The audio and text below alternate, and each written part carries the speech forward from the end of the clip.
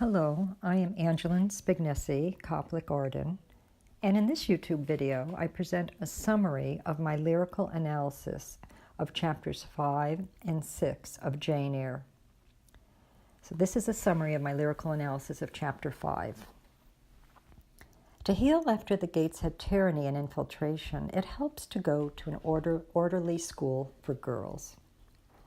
The school Lowood operates in consistency and uniformity, plain dress code, strict exercises of the Bible, scant meals, lessons on the classics separated by clock and bell, basin, prayers, form classes, bell, Bible, bell, breakfast, bell, classes, recess, bell, classes, dinner, study, supper, prayer, bell, bed. Here's a regular schedule necessary for one shattered at Gateshead. Yet there is no demeaning diagnosis of Jane here. She is not a case. Yet here it's more a convent to heal, where none are outcasts. Consistency and a certain order tame what was black and blasted ridge. Daily regimen orients to human proportion. Canopy of structure, senses ordained. Also in Lowood, there's a place for some individuality, for each girl has her own seat, specific class, her own bed in the garden, and can complain when the porridge is burnt. From my lyrical analysis, page 115, quote, "To go to school, to know who is a self. The forehead was gashed to fit. The apothecary said it was not a baby. It had parents, a past, once enjoyed the tart, the Gulliver tale. Can begin to speak, and when upon the Brocklehurst spot of the rug, first address back to the aunt, trembles, and we turn away. She is whispering goodbye, speak well. Our covers overhead. She says to us the night before that she is the good aunt. She does not know herself. We want to know ourselves. We severed to school to learn some lessons. Let Bessie put on our coat, a bonnet, walk to the coach departing. Goodbye to Gateshead. There would be a pull back to the one our stepmother, and so we think we leave in hate," end quote.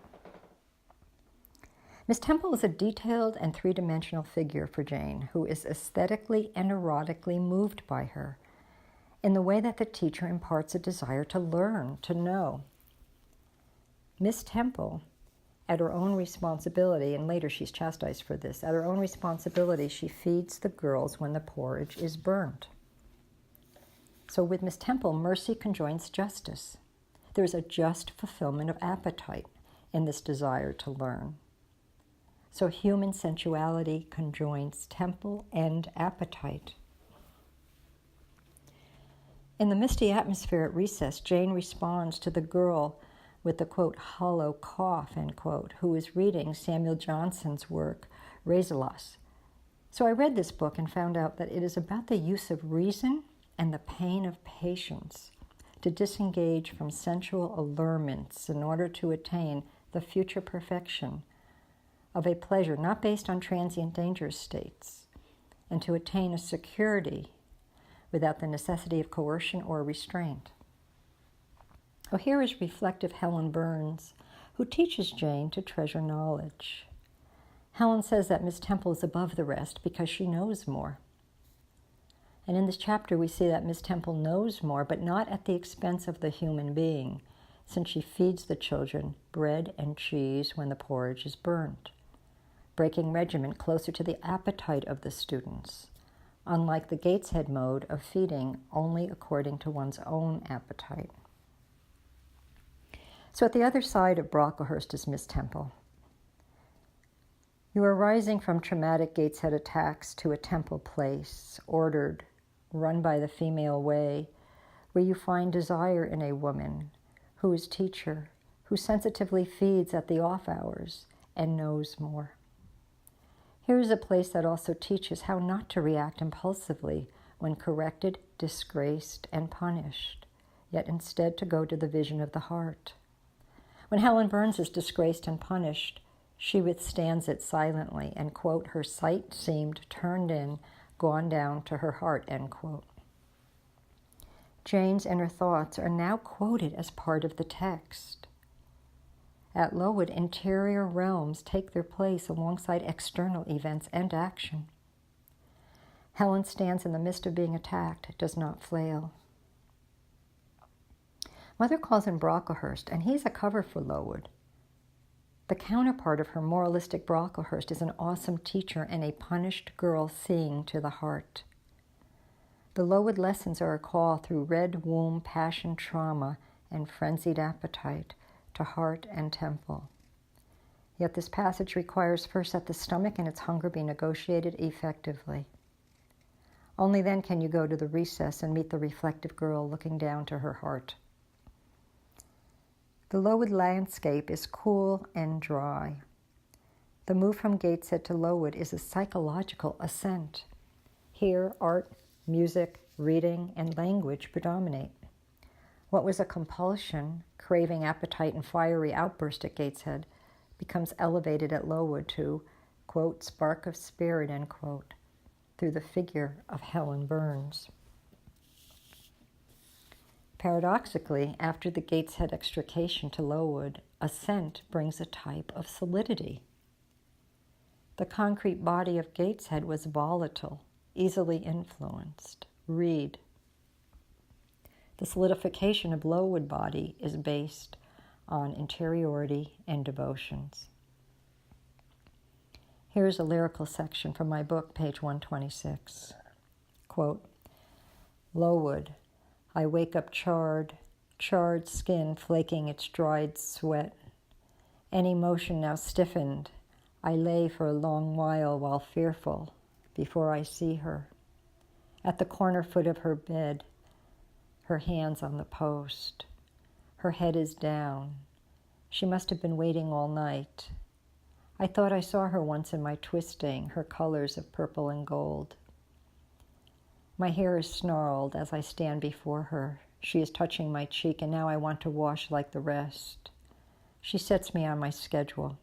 We begin cleaning where the spirits had not been lived well, have damaged. We are on our knees together, and we are scrubbing off that floor traces of common misuses, our elbows working in unison. She does not let much time elapse between the projects. Studying these scriptures, we are learning older ways of handling more difficult demons. There is a knock on the door she does not answer. The small portions of food define my stomach's motion. She tells me to eat as regularly as she exercises my thought.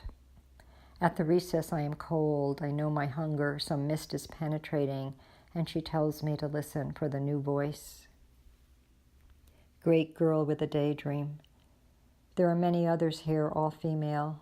I see I am part of who convenes and plots, clearly walled. We turn the pages together in unison. We hum in distinct, the definite repetitions. End quote. And that ends the summary of my lyrical analysis of Chapter 5. And here is a summary of my lyrical analysis of Chapter 6. It is cold at Lowood. The water in the washing bin turns to ice. After Gateshead, to move to Heart and Temple, you stay where all curtails and tempers. In this cooling of the Gateshead devastating flame, the fire is the spark of spirit and passion of the mind. The girl, Helen Burns, the most intelligent one, is criticized by teacher Scatcherd for how she sits and holds her head, and then she is punished, hit with a bundle of twigs for having dirty nails. Jane marvels at how this girl doesn't explain about the frozen water and that there was not an opportunity to clean those nails. Burns withstands the whipping mother. That mother, she says, has another character than her own. And this is my lyrical section, page 131, quote, Jane is sitting sewing the muslin to the drone of each class in their lesson overheard, as on her cheek a warmth from the one across the room shines each answer. The dirt nailed beneath and the twigs crease her neck their red mark, while pinned down above her the flaring aunt is held in a room reddening, not to flinch, not to flail, one tear glistens, a cheek shines, end quote. For Burns, her material body is misplaced. She does not attend to it. Body is unconscious. Body is preferred to be unconscious for Helen Burns.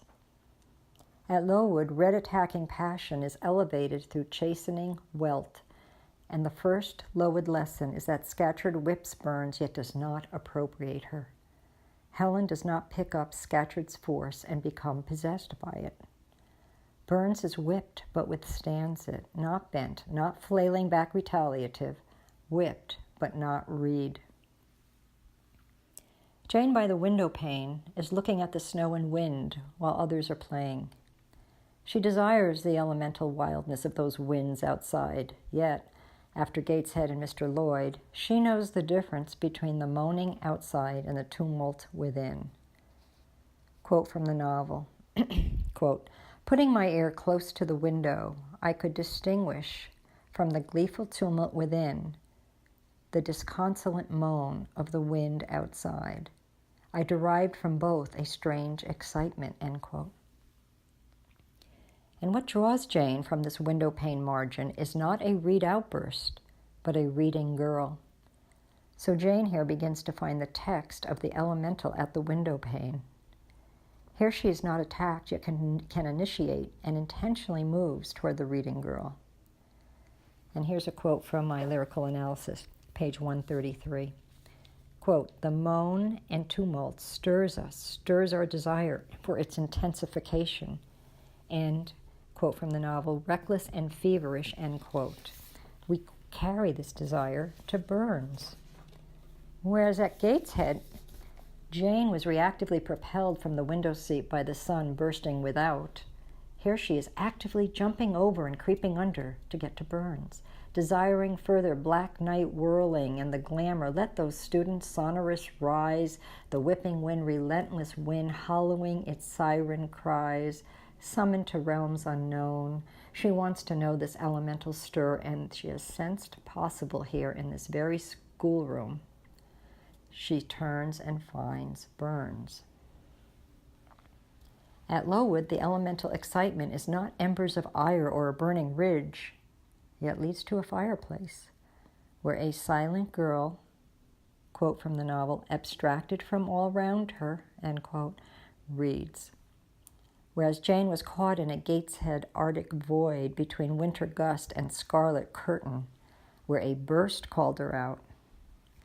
At Lowood, Helen stands, withstands, sits for a place where the coolness, winter's drift, iced water has its own heat, raises excitement. Aloof, cool girl absorbed in her book, quietly burns, end quote. In speaking with Helen, Jane sees that the girl's patient endurance is a light invisible to Jane, who, like Felix, wants to put it off. And the reference here is Acts 24, verse 24-25. Helen's body is lit with a light invisible to Jane's eyes. Jane stays and listens because Helen admits her own faults, speaking them, which is very different from the Gateshead lack of accountability and unmediated reactivity. Helen's interior vision here sees the fallen King Charles I, poor murdered king, and a whipping mother. But Helen's teaching to Jane, who she calls a, quote, little untaught girl, end quote, is to love your enemies. So to deal with the wild elements at the window pane, go to the love of Christ. The creed at Gateshead was eye for an eye, power and might. With Helen, Jane lowers to the elemental rage as she speaks about the reeds. She lowers into the reed possession. Yet Helen's ear allows Jane to find the text, to narrate what occurred without becoming possessed by the animosity. Helen teaches Jane to move through the animosity, animus possession, with the love of Christ. This teaching is a way to see through to the character of the other. Helen tells Jane that Miss Scatcherd is of another character than her own. She is severe but not cruel, and is trying to correct her being slatternly. Do not nurse animosity, she says. Helen is teaching here a differentiation within unconscious animosities. Here's a quote from my Lyrical-Analysis, page 136. Quote, "Somewhere in our mothers, those who lash, who hate furiously, want to catch us in that hate called sun, somewhere in our mothers is Helen, desiring to instruct us. Pass through it. Do not get possessed by John Reed." Mrs. Reed sent Jane to the place of Helen in talks of eternity. Through her moralistic Brocklehurst, Mrs. Reed sent Jane to a Helen distancing, sublimation, mediation through and from those very Reedian annihilating possessions. Within Mrs. Reed's moralistic rigidities, here is an antidote for compulsive possessions in the form of a messy girl carrying a message of the love of Christ. Mrs. Reed has a virginal Helen. Mother who bursts a chaos whirlwind also has hidden a cool side. Look to angels, end quote. Lesson of Lowood. Fiend to temple to seraph is the necessary step in extricating from the Gateshead-possessed body. A quote from my Lyrical-Analysis, page 140. Quote, "Helen has left her physical body and belongings to her creed. She is slatternly, sacrificed body's care through her mediation of the stirring elements to a place sublime. They become love of text, of wisdoms. Miss Temple can add new reflection, brings out a lovely smile, erotic reading body.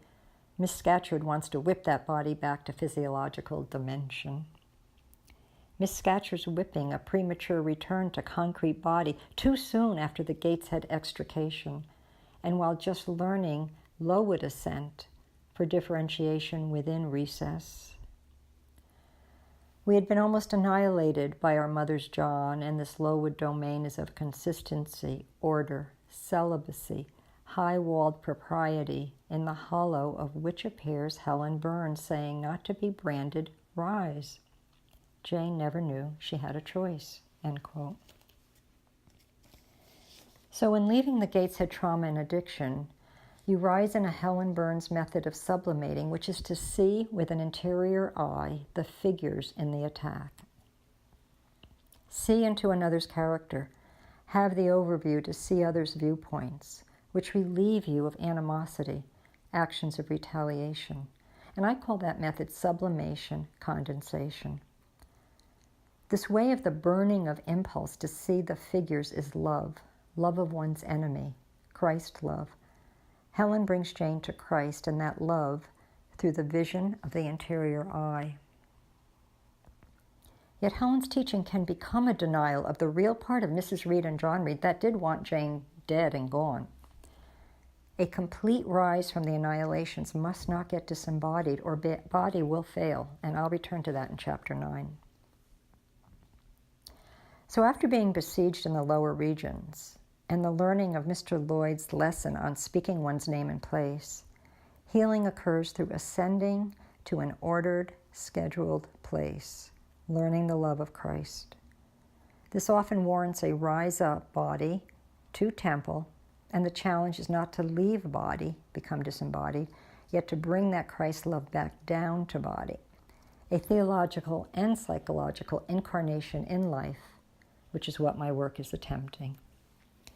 So that ends the summary of my lyrical analysis of chapter 6. Now I will give an overview of my lyrical analysis of chapter 7. So Brocklehurst reappears in this chapter 7, and you'll recognize how many are caught in a Brocklehurst possession, which is to compare and compete, to see oneself and what one stands for as above the rest, and to call everyone else who has different or opposite viewpoints evil. The Brocklehurst possession comes with splitting and fusion. As you are fused with another, you are most distant from the other. Or you are fused alternately with being distant from another. There's much splitting of others as bad or evil here. Brocklehurst has to do with pronouncing the body, particularly the female body, as vile, while hypocritically preferring to adorn that body. His, when flaunting the feminine, is also a misogyny. When you ascend from Gateshead, you are keeping its lessons, yet not possessed by them. You go through Brocklehurst, and that lesson is one of division. Ironically, to ascend means to learn lessons of the lower regions, how sadism and prohibition differ from anal eroticism and inhibition. The stool of mortification, the stool of humiliation, the cross, occurs when you are extricating from the fusion with others but feel drawn back into it. Then there is a stripping, humiliation to help you remain steadfast and rise above the bursting grandiosity and hysteria of the past fusion. Yet one cannot learn from the cross without succumbing to the old hysteria unless there is someone there accompanying and caring who has made the ascent. Okay, so this ends my overview of lyrical analysis of chapter 7, and I'll now go to a synopsis of that chapter in the next video. Thank you for listening.